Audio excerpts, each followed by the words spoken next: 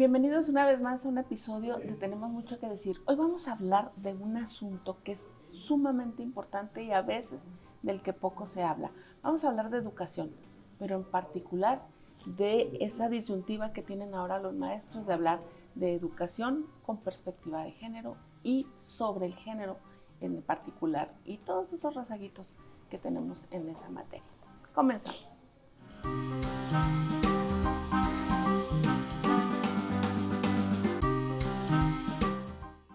Lupita López, ¿cómo está, maestra? Muy bien, aquí con mucho gusto. El gusto de volverla a ver en estos escenarios. Sí, realmente ya había pasado mucho tiempo y me da mucho gusto la invitación. Y pues aquí estamos a la orden. Gracias, con el gusto de retomar el contacto con la Universidad Pedagógica Nacional, que durante varios programas estuvimos muy en cercanía. De repente hubo ahí unos cambios, pero ya estamos nuevamente... ya estamos enfilados al... Porque aquí en la universidad manejan temas muy interesantes que a veces es difícil que salgan de sus paredes.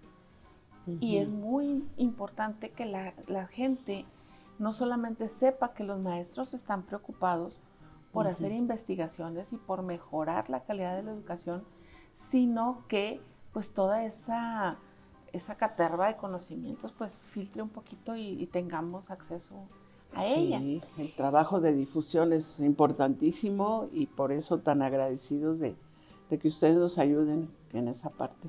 Gracias, maestra. Ustedes están, de lo que vamos a hablar hoy son sobre los retos que tiene la educación en cuestión de género. Sí. Vamos empezando por el principio. La educación tradicional no tenía un enfoque de género. No,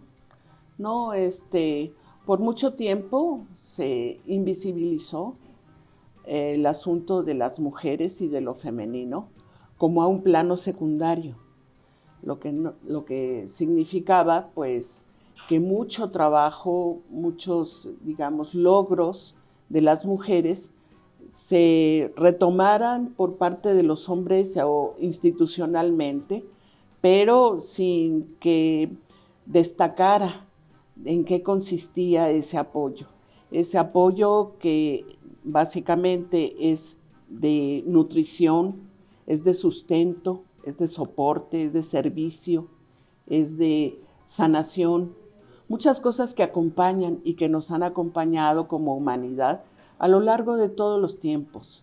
Lo que pasa es que desde los 70, las feministas fueron las primeras en abrir brecha para visibilizar estos problemas de falta de reconocimiento.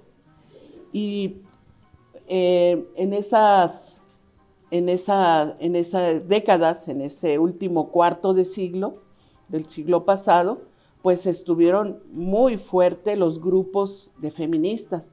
Eso hizo que el feminismo también se empezaran a abrir disciplinas como la educación de género. El género, pues no nada más era el asunto de las mujeres, también de las masculinidades. Ver cómo construimos social y culturalmente nuestros géneros que cada persona adopta como identidad. Entonces, ahora ya hablamos de diversidad, por ejemplo. Ya hay más de 2 géneros en la construcción. Sin embargo, no resolvemos fundamentalmente el problema de la violencia, que es una violencia que yo digo que se puede erradicar con una conciencia más amplia de lo que somos en esencia. Ya se trabajan los temas de igualdad sustantiva, por ejemplo, que eso nos iguala como seres humanos, pero no podemos acceder a ese fondo de comprensión si no desmontamos primero la construcción que hicimos como personas. Sí, porque técnicamente podría decirse que siempre la escuela ha estado abierta para niños y niñas, pero en las familias, ¿cuántas veces no escuchamos eso de que pues podemos mandar uno a la escuela? ¿A quién? No era al que más habilidades o capacidades cognitivas tuviera, era el hombre. Era el hombre, sí, los privilegios que se dieron en este sistema de privilegios patriarcales androcéntricos, el valor de, incluso las mujeres ayudaron para que fuera así, para impulsar a los hombres primero, para que gestionaran, fueron dirigentes, líderes, empresarios, en fin. O el tradicional sustento de su familia. Era el sustento. Pero ¿qué pasa de los años 60, 70? Ya las mujeres empiezan a entrar como jefas de familia que aportaban y se empezaron a hacer familias diferentes, familias comandadas solo por mujeres. Y entonces ya todo esto nos dimos cuenta que pues teníamos que compartir. Porque también hay otro formato que se usaba mucho, que decían que las mujeres nos estudiábamos MMC. Sí. Mientras me caso estudio. Sí. Eran pues las ideas conservadoras, ¿no? De las ideas antiguas. Muchas cosas todavía prevalecen. Sí, es difícil romper y por eso es tan importante trabajar en este aspecto, que se debe de trabajar no solo en la escuela, en la familia, en la comunidad, en las instituciones, y es un esfuerzo pues colectivo. Ahora por eso entra los estudios de género. Los conservadores dirían que es ideología, porque lo están viendo en el plano político, pero desafortunadamente esto lleva a las prácticas de violencia. Y entonces, pues, ¿cuándo vamos a poder erradicar si no cambiamos? Si somos muy básicos, porque ahorita vamos a profundizar más, sí. Pero si encontramos a una mujer en desigualdad de condiciones para laborar, para obtener su sustento, estamos perpetuando su sometimiento a un varón. O sea, el decir, ay, es que ¿qué tiene que ver la educación con la violencia? Tiene mucho que ver. Mucho, sí. Es una de las cuestiones que apuntalan al sistema, la educación. Por eso ahorita pues es el esfuerzo de cambiar con un nuevo modelo. La escuela mexicana pues es eso, ¿verdad?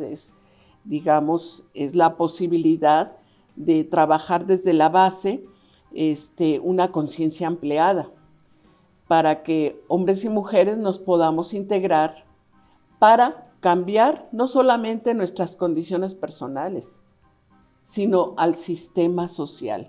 Ahí está el reto de todos y de todas. Sí.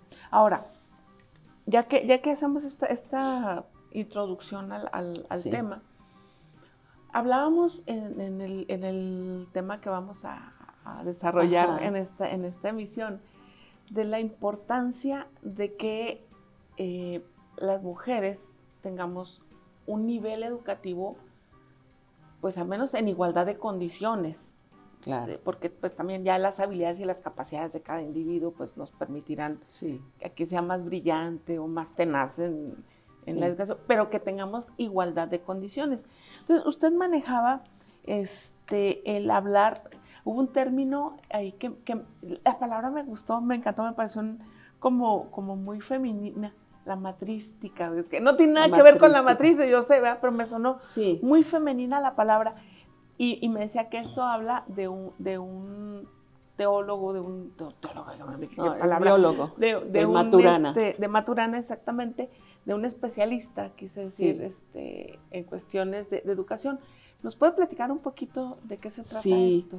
Bueno, sí, cómo no, pues es Maturana, un biólogo chileno, que es uno de los autores básicos que yo digo que ahora pues fue vanguardia. Murió hace pocos años, ya mayor, pero su obra es tremenda para la educación, porque él habla precisamente, una de sus aspectos es esto de la matrística. ¿Qué es? Es la matriz cultural, pero emocional, que vamos construyendo como humanidad y que orienta nuestras acciones.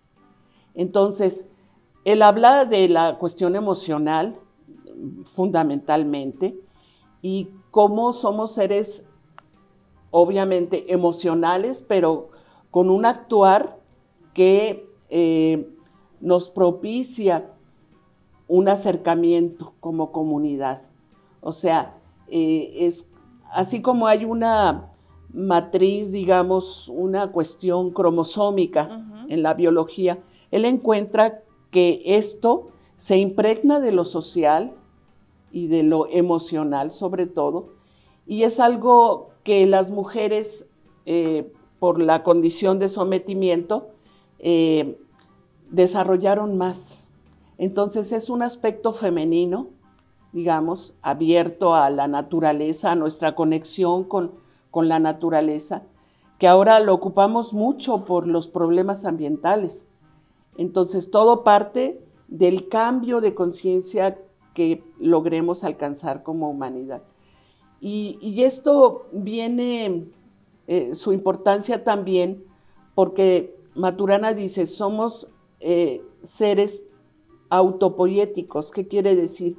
Que tenemos todos los recursos en nosotros mismos para mantener nuestra estabilidad y nuestra, digamos, nos reproducimos en las condiciones necesarias para estar bien, para Aunque estar somos equilibrados. entes sociales, tenemos todas las herramientas para poder manejarnos individualmente. Somos seres completos, totales, pero cada uno de nosotros actuamos en red.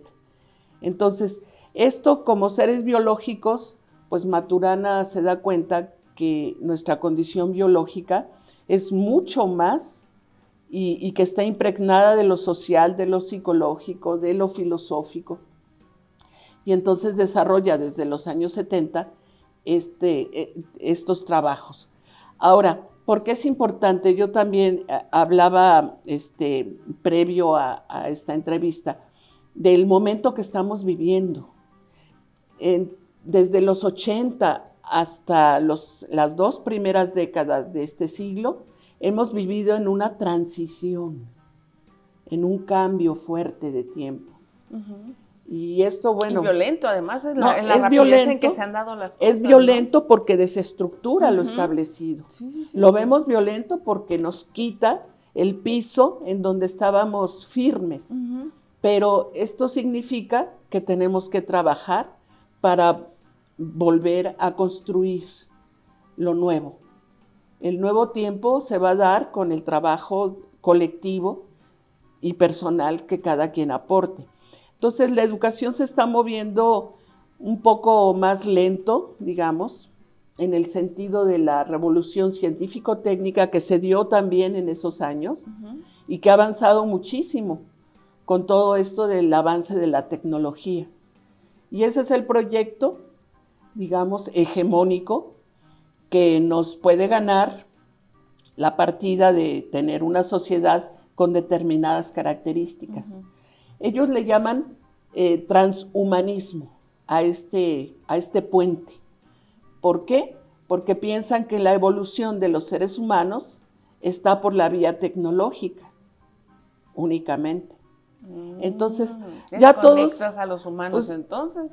No, es para los seres humanos, pero es una cuestión que depende de la ciencia, depende de la tecnología.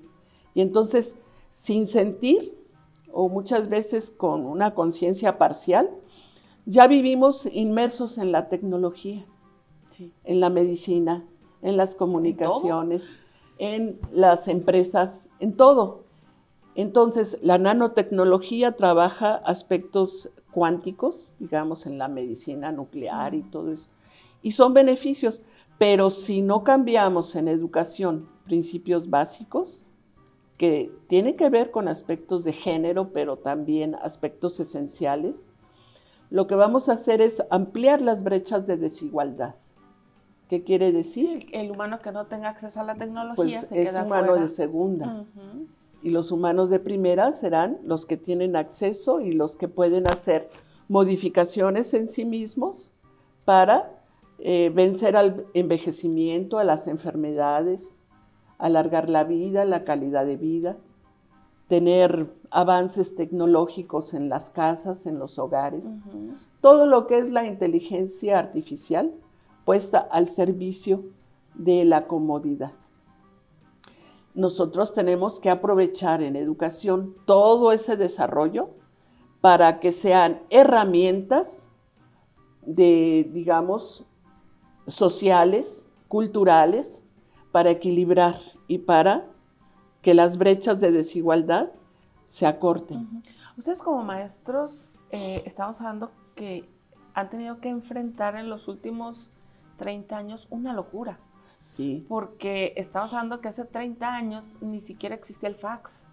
Sí. O sea, ya no digamos ahora la inmediatez de la hiperinformación, porque además estamos hiperinformados. Sí. Se encuentran con alumnos que tienen 1000 fuentes de información, la mitad de ellas falsa, la otra mitad más que difícil de encontrar. hay que corroborar, pero además hay, digamos, contrastes muy fuertes. En nuestra entidad hay contrastes muy fuertes y en el mundo. Digamos, comunidades pobres que están marginadas y que también tienen derecho. Que siguen trabajando con un pizarrón y un gis, y abajo de un árbol, no sé. Entonces, todo esto hace que nos preguntemos cómo le podemos hacer para que todo el avance de la tecnología se ponga al servicio de todos y todas. Alcance para todos. Alcance, porque puede alcanzar, multiplicando los alimentos. O sea, es como combatir o cómo enfrentar como reto la idea de Malthus, de que los recursos son limitados y que la población crece exponencialmente. Por tanto, hay que acabar con parte de la población. Este es un pensamiento ahora que muchos detentan. O sea, sobran los pobres, sobran en un tiempo los judíos, ahora los palestinos sobran. Y entonces es un pensamiento, pues, peligroso. Claro. Peligrosísimo. Entonces, eso no nos conviene ni a los que detentan un poder hegemónico, ni a nadie, o sea, a ningún ser humano. Entonces, ¿qué hacer respecto a lo del género? Si logramos la igualdad sustantiva, que hay que lograrla, nos vamos a ver como seres humanos equivalentes, iguales en oportunidades, en derechos, pero también iguales en condiciones de dignidad. Eso es lo que estamos trabajando. Y es muy importante que esto trascienda como política, que ya en las instituciones hay políticas de género para equilibrar, pero se requiere un trabajo profundo, no solamente cambio de roles, no solamente dar oportunidad a que las mujeres lleguen, porque si llegan con las mismas mentalidades patriarcales, pues ya hemos visto lo que sucede. Pues se vuelven corruptas, ladronas, mentirosas, traidoras, o sea, es lo mismo, porque el sistema es el que hay que cambiar. Entonces, en el proyecto hegemónico, ellos le llaman que estamos tocando ya el poshumanismo. Nosotros, en un proyecto alternativo, diríamos que tenemos que construir una sociedad humanística. No como el humanismo que antes, digamos, se trabajó en la edad de la Ilustración. Es un humanismo ampliado, es un humanismo con características que integra lo diverso, que integra lo opuesto, que comprende, que acompaña procesos, que genera con creatividad alternativas para todos. Entonces, esos son los valores. Por eso esto toca mucho a la bioética, por eso lo de Maturana tiene sentido, porque son autores es un autor, Elie Varela, pues que hay que volver a estudiar, porque en su tiempo pues no se entendía muy bien. Sí, es que es complejo. Es complejo, porque el ser humano es complejo. Y ahora pues Empezamos con los estudios de género, después con los estudios de la diversidad y masculinidades, pero ahora pues hay que combatir, por decir algo, comprender a los que están desarrollando la ideología de género, que es muy fuerte en América Latina. Están, digamos, tratando de regresarnos a que las mujeres cumplan roles tradicionales, se oponen a todo lo que sea posible oponerse, matrimonios igualitarios, cuestiones del aborto, por ejemplo, que bueno, pues son avances. Lo que falta es que hay que, digamos, elevar el nivel de educación. Ahora, el trabajo que están haciendo ustedes debe de permear a los maestros en general. Sí, sí, sí. Pero el gran reto del maestro es que el maestro puede tener todas estas herramientas, pasarlo a los niños y luego los niños se van a la casa. Así y en la es. casa, ¡pum! Sí. Choque y regresamos a la estructura. Es muy complejo. Es complejo, pero mire, lo que pasó en la pandemia fue extraordinario y no lo debemos de perder como lección, porque las familias, al estar confinadas y al tener la necesidad de apoyar a los niños en las lecciones y repasar, se dieron cuenta del trabajo de los maestros. Se revalorizó, la mayoría ¿verdad? revalorizó. Y los maestros también se dieron cuenta de que no es posible caminar muy lejos sin apoyo de los padres de familia, las madres. Entonces, ¿qué es lo que empezó a hacer la escuela? Se empezó a transformar para hacer una educación social, una educación más comunitaria. Entonces, bueno, digamos, los consejos de padres, los equipos que ahora deben de encargarse de las mejoras de la escuela, de los presupuestos, me refiero a la educación pública, pero la educación y las escuelas en general deben cambiar, abrirse a escuela de padres permanente, hacer trabajo de proyectos como lo están haciendo, que impliquen a la comunidad, que impliquen no solo a las familias, también hay muchos tipos de familia. Ese es otro fenómeno que nos hemos dado cuenta. Y además, como decía, en el tiempo de la pandemia, tanto los padres que entendieron que, o sea, no es tan fácil nada más llegar y sentar a los niños y ponte a estudiar. Entonces, el trabajo del maestro, pero también el maestro tuvo la capacidad de tener la óptica de las realidades de cada uno de sus alumnos. Palpar lo que estaban atravesando los padres con tantos retos, imagínate. Porque juntar a 20 o 30 o 40 niños en un salón puede homogenizar de alguna manera el trato relativo ahí. Pero el maestro tiene ahora más sensibilidad de ver en qué condiciones cada niño se conectaba o podía seguir adelante su educación en estos años.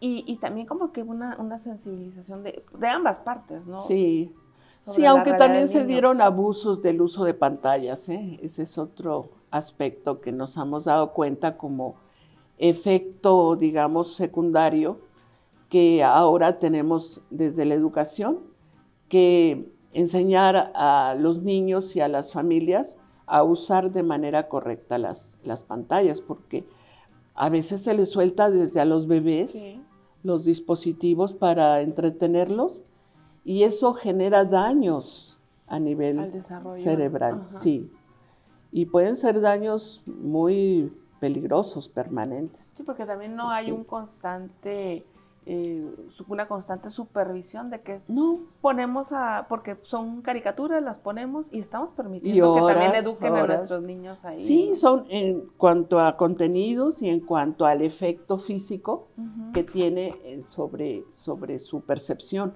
Entonces, sí se han visto en las escuelas, los maestros reportan problemas de mucha atención dispersa. Una atención, los niños no pueden sostener, digamos, su atención por mucho tiempo, porque la pantalla los ha educado de otra manera. Sí, hiper estimulados. ¿sí? Sí. Es que son contenidos de segundos, Sí. todo el santo y pasivos, día. porque ahí los tienen. Entonces, parece que, bueno, hay todo una línea de trabajo ahora para trabajar con esto de las tecnologías, no solo para la inteligencia digital, poder, digamos, desarrollar habilidades. Por ejemplo, mencionaba usted de todo lo que hemos atravesado los maestros. Bueno, pues si yo le dijera, a mí me tocó un poquito desde la televisión blanco y negro. ¿Se imagina todo lo que he visto? Sí. Todo lo que he atravesado yo. Sí, somos una generación que nos ha tocado el completo cambio en muchos sentidos. Entonces yo digo esto, mire, tenemos una misión importante como generaciones adultas. Tenemos una misión muy importante que es hacer este acompañamiento. Subirnos en la ola de la tecnología para empezar. En parte sí, aprender, porque nuestra capacidad de aprender mientras estemos vigentes sobre todo, pues tenemos que intentarlo al máximo. Pero no es un trabajo individual, nos tenemos que apoyar de otros, haciendo comunidad. Nuestro trabajo específico es el acompañamiento a las nuevas generaciones en cuanto a valores y en cuanto a cuestiones bioéticas, para poder plantear de una manera distinta los problemas de nuestro desarrollo científico-técnico. ¿Qué vamos a hacer ahora? ¿No? Con tanto armamentismo, tanta violencia. Entonces, sí tenemos una misión de acompañamiento. Ahora, la otra mitad, maestra, ¿qué tienen que hacer los padres para apoyar y soportar en casa el trabajo de los maestros? ¿Cuál es la labor que tienen que hacer los padres? Pues un acercamiento mayor con la escuela, un interés genuino, para poder, digamos, hablamos de procesos de acompañamiento. El acompañamiento es un trabajo distinto que el del instructor o el que lo sabe todo y el que vacía el conocimiento bancario en los niños. No, es un acompañamiento.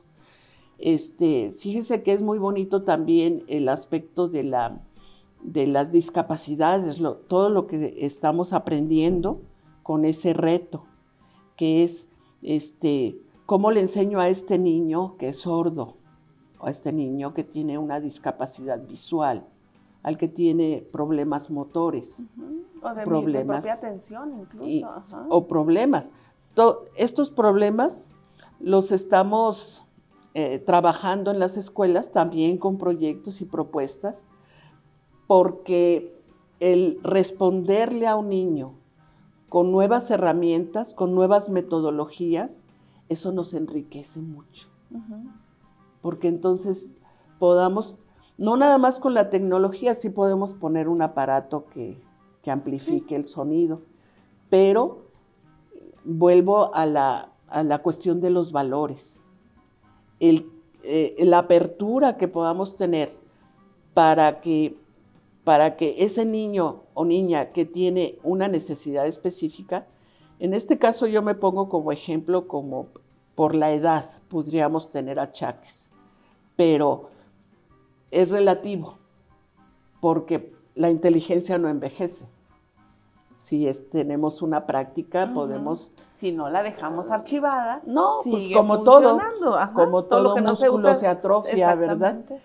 Y hay gente mayor que la mejor época es la edad adulta, cuando ya tiene la experiencia, cuando ya, digamos, está en los últimos años, es la culminación.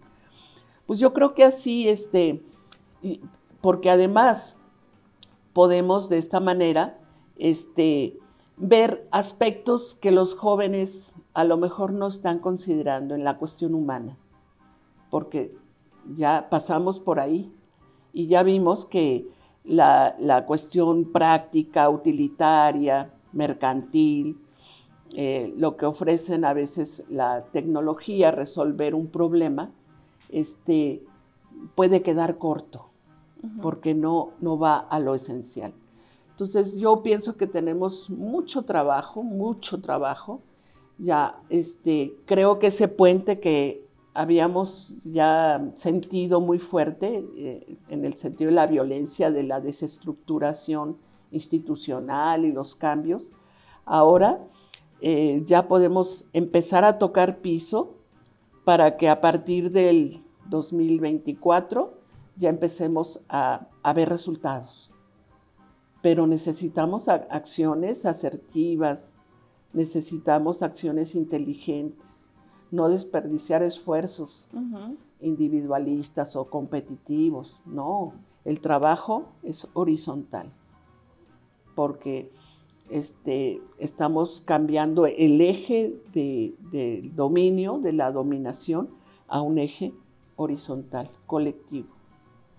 Y afortunadamente México pues, está comandando los procesos en América Latina. Y yo creo que desde el área de educación de género tenemos un papel también. Y el papel es reconocernos como seres humanos completos, íntegros, desde la visión de Maturana, pero también seres que podemos avanzar más rápido en cuestión económica, en cuestión productiva. Tenemos que desarrollar más tecnología para resolver tanto problema ambiental. Y también, retomando el concepto de Maturana, no solamente enfocarnos a la tecnología, sino también a la interiorización de la educación en el sentido, y a lo mejor, si queremos ser un poquito románticos, aquella inteligencia emocional que se usaba en las épocas de las abuelas, en que a lo mejor el conocimiento no lo obtenían necesariamente de un aula, sino exactamente. Sí, desarrollar la intuición. Ayudar a los niños a que retomen también esa parte humana. Esa parte que es más rápida, que es una inteligencia más acelerada. Así se explica, ¿verdad? Porque el pensamiento es energía, son ondas que contienen información. Y la intuición es eso, y todos los seres humanos tenemos una capacidad muy, muy castigada por el sistema tradicional de educación. Pero ahora en estos tiempos yo veo más problemas con los jóvenes que no raciocinan de manera, a veces uno dice esto, y no sé cómo, pero la lógica me indica que sí, esto. Y los chicos ahora, yo veo algo tan básico, por ejemplo, ayer me tocó que pagué con 2 billetes de 200 pesos, 392 pesos. El chico que me atendió tuvo que usar una calculadora. Para saber que me tenía que devolver 8 pesos. Sí. O sea, a ese nivel estamos haciendo que los chicos dependan tanto de un aparato. Así es. Que se están desconectando de procesos básicos, de procesos simples. No, y de memoria. Quítale el celular a alguien y se muere porque ahí están toda su vida, sus contactos y todo. Ni siquiera nuestros teléfonos no sabemos ya. No, y entonces hemos estado perdiendo memorias. Memorias prácticas, pero también memorias ancestrales. O sea, vuelvo a la misión de la gente mayor. Bueno, muchos jóvenes también acceden, ¿verdad? Porque pues están abiertos y muchos niños están naciendo ya con esa capacidad de apertura. ¿Qué es lo que hay que hacer? Pues cuidar que el sistema no los aplaste. Y regresarlos a un centro, ¿no? Un centro donde tanto su intuición como su conocimiento teórico tengan un equilibrio. Cambiar rápidamente a las escuelas para que esos sistemas autoritarios no los castiguen, porque ¿cómo resolver un problema de falta de atención con medicamentos? O sea, eso han hecho. Sí. Para problemas de conducta, pues lo remito al neurólogo. Lo amanso con una pastillita. Y entonces lo drogo. Sí. Y así resolví. No. Ahí generé un problema y una responsabilidad muy fuerte. Ahora, si todo esto, hablando de diferencias, por ejemplo, tan básicas como situaciones económicas, a eso le sumamos que dentro de esa parte de la gente con una menos privilegiada económicamente, las niñas de ese sector están doblemente conflictuadas, ¿no? Sí, muy castigadas y por una razón, yo creo especial. Aquí empezó el problema de los feminicidios digamos, a registrarse, porque antes era un problema que pues, sucedía y pues sucedía como natural, ¿no? ¿Eran desechables las chicas? Sí, que las muertes en las familias con las parejas, pues es que se lo merecía, porque lo provocó. Ella tuvo la culpa. Además, ¿no? Era su mujer, podía hacer lo que quisiera. Su propiedad. Entonces, es aquí en la frontera donde podemos generar también una alternativa de solución. Siempre he considerado que no sé si toda la frontera o en particular Ciudad Juárez, a mí me ha parecido siempre como un laboratorio social. Sí. Todo lo que pasa en Juárez, tarde o temprano termina pasando en todo el país. Eso dicen los sociólogos que es como un laboratorio, porque y se entiende si lo vemos a nivel global, los nódulos que tenemos, las interconexiones de muchos procesos, incluyendo sobre todo lo social ahora con las migraciones que vienen y aquí repercuten mucho y se atoran o proceden, pero aquí tenemos algo que hacer con esos problemas. Entonces, sí, la frontera es relativa, es espacial, pero también mental, y también política, y también económica. O sea, aquí topan muchos procesos. Si lo entendemos bien, nos puede ayudar a integrarnos como seres completos, como seres que trabajamos. Y yo creo que sí, intuitivamente lo hacemos, porque esta frontera, dicen, comparando un poco, que es sensible, que es abierta, que crea oportunidades. También es terrible para quitar oportunidades como de repente. Quita. Sí, como da quita, es como pues regalos de vida, ¿no? Que de repente te va muy bien, pero también a veces te va muy mal. Sí. Pero para que no fuera así, tendríamos que ser seres conscientes que estamos en esta frontera, en este lugar, un lugar lleno de posibilidades, de conflictos, de trabajo que hacer. Y entonces yo creo que la educación en esta frontera es especial. Y que el resto del país no quite el ojo de ver qué está pasando aquí. Claro. Para que pueda tomar medidas preventivas de lo que puede pasar en otros espacios. Sí, porque también se dice que la frontera nuestra es la puerta de entrada, pero también puerta de salida. Sí. Entonces, desde aquí estamos viendo el mundo, qué es lo que está pasando pues, en los conflictos mundiales. Aquí también es una ventana para asomarnos, pero también para dejar entrar. Entonces, sí, son muchos temas. La educación ahorita está reconvirtiéndose. ¿Se acuerdan que en la pandemia se reconvirtieron rápido los hospitales para dar atención urgente a los enfermos? Yo pienso que las escuelas se están reconvirtiendo. Estamos generando más, pero también lo que hay, lo tenemos que hacer más funcional. Además es un gran reto para los maestros, los educadores. Sí.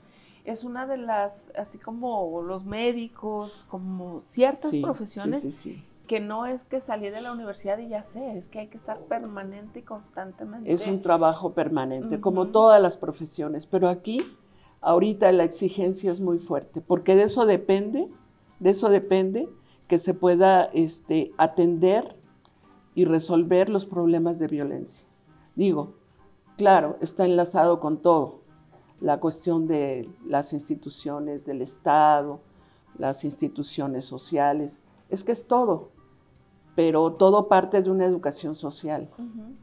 Y por eso los medios de información pues, son una herramienta formidable. Y por suerte ya están las redes trabajando, pero a todo lo que dan. Sí. Y pero ciertamente, comentaba hace un rato, la hiperinformación también es un problema, porque nos encontramos de todo. cada Sí, cosa que dices, hay que ser selectivos, Sí. muy selectivos, porque si no, pues sí nos congestionamos solitos, ¿no? Saber qué necesito saber y comparar, ser muy críticos, mantener la crítica. Verificarse antes de creerse Sí, la información, sí, verificarla. verificar, no estar pase y pase. Sí, los filtros a los niños. Sí, sí, sí. Porque también es eso, el soltarle. Ahora, un aparatito de estos, es el mundo entero está aquí. Sí, sí. De negros a blancos, o sea, sin filtros, sin nada, sin límites, y entregárselo indiscriminadamente a un niño, pues no sabemos. No, es mucha responsabilidad. Por eso creo que es una labor específica en las escuelas, la educación digital. Sí. Para que el humano siempre tenga el control y sepa usar las herramientas de manera adecuada. Y la compenetración que debe de tener cada vez más los padres de familia con los maestros para poder trabajar para el mismo lado. Sí, tener un proyecto común. Fíjese que ese es el problema que tenemos, por ejemplo, en la política, ahorita lo tenemos, porque todos queremos cambiar y todos queremos buen gobierno y todo, pero no hemos imaginado lo suficiente, con la suficiente fuerza, un proyecto común de nación. No todos los sectores están trabajando en eso. No, como aquella hegemonía que había en los 70, de que se decía, para allá, y todos para allá. Todos. Y ahorita... No, la política ha cambiado muchísimo. Es donde más hemos visto que ha cambiado. Pero todavía no la creemos. Y todavía está la parte, digamos, radicalizada, la parte de los que quieren conservar privilegios y no cambiar, y la parte, digamos, de las izquierdas, por decir, los que quieren cambiar, pero todavía no hay unidad en eso. Sí, no saben para dónde. Entonces, y queremos cambiar, pero no saben para dónde. No, unos por un lado, otros la por verdad el otro. es que hay que definir proyecto. Y hay que saber. Las naciones son proyectos, y los es fácil. individuos somos proyectos. Es fácil si nos regresamos a la cuestión de género. ¿Qué es lo que queremos básicamente? Erradicar la violencia. Solo con eso podemos generar igualdad de condiciones. Sí, sin violencia.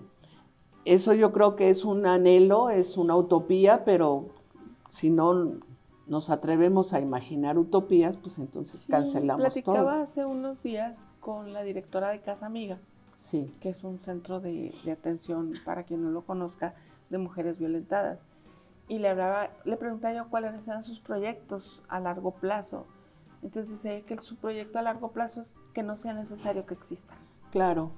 O sea, y ahí es donde deberíamos, es el punto, que todos sectores deberíamos de trabajar a donde muchas cosas ya no sean necesarias. Claro. Porque ya llegamos al estado óptimo a donde quisiéramos llegar. Claro.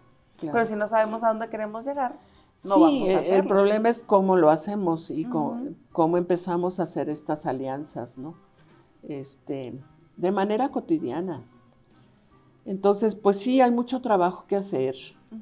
Mucho trabajo que hacer. Y yo creo que empezamos firme en este año y las condiciones son propicias.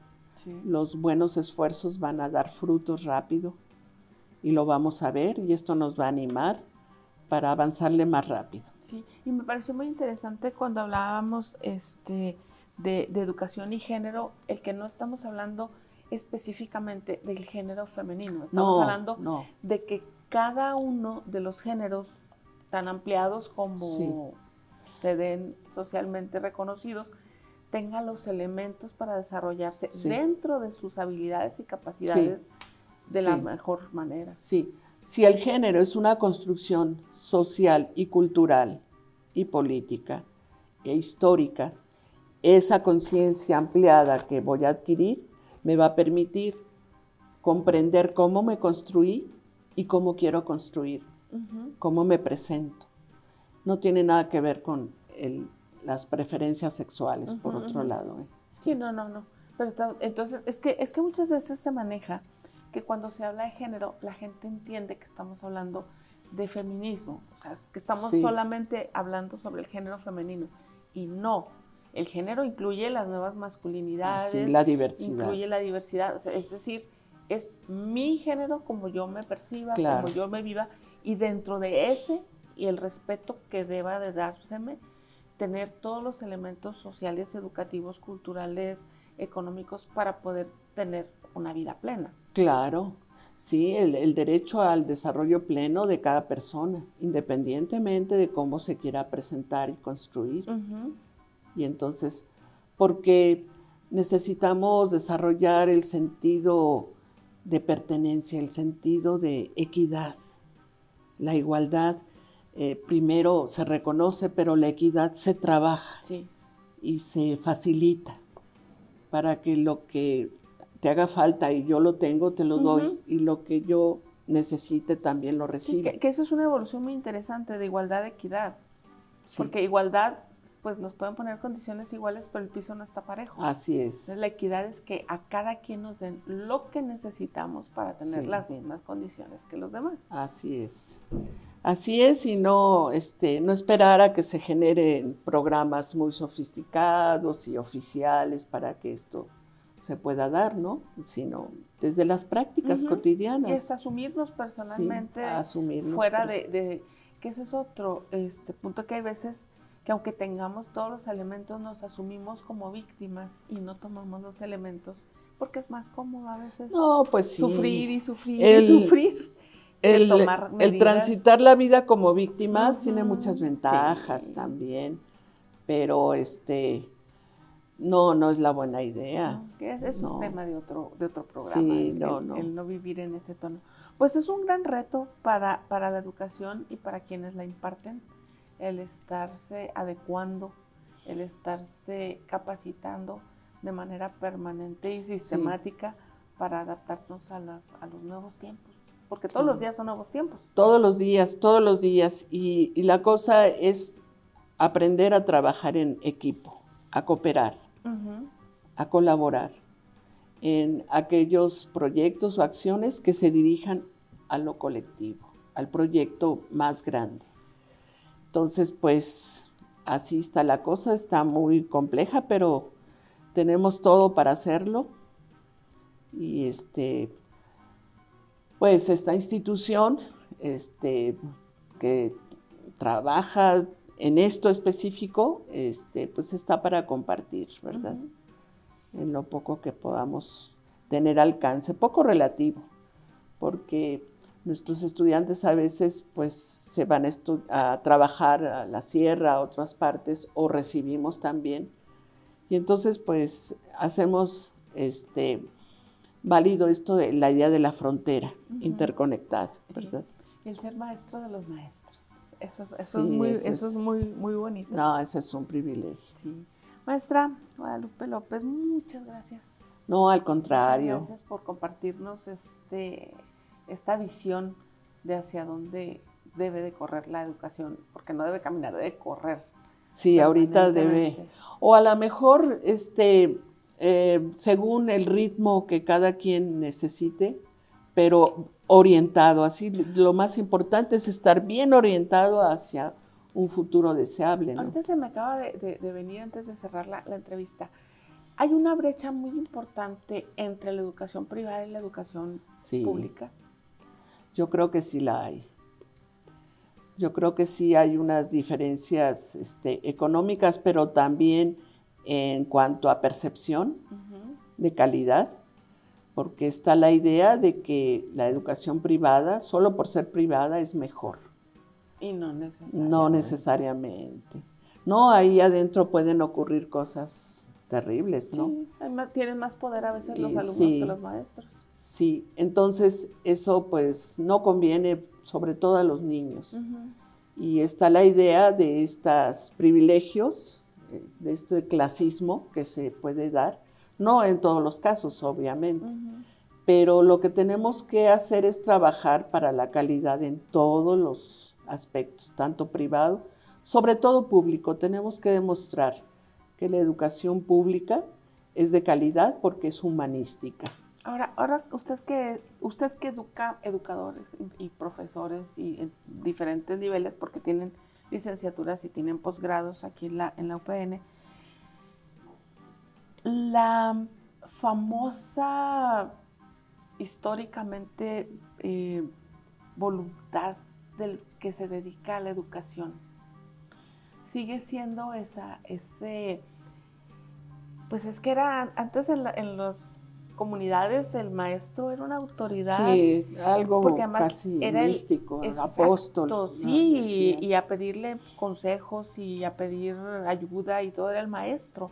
Incluso políticamente hablando, muchas de las cabezas políticas eran maestros porque eran quienes tenían eran autoridades, tenían autoridad. Y tenían vocación. Y vocación también. Los maestros de hoy tienen esa misma vocación. No todos, Ya se ve como una profesión. No todos, unos vienen por la, digamos, acreditación para, pues, se pensaba también de una mala manera que, pues, si te iba mal te metías de maestro, o si tenías una relación o una facilidad, por la cuestión sindical o algo así.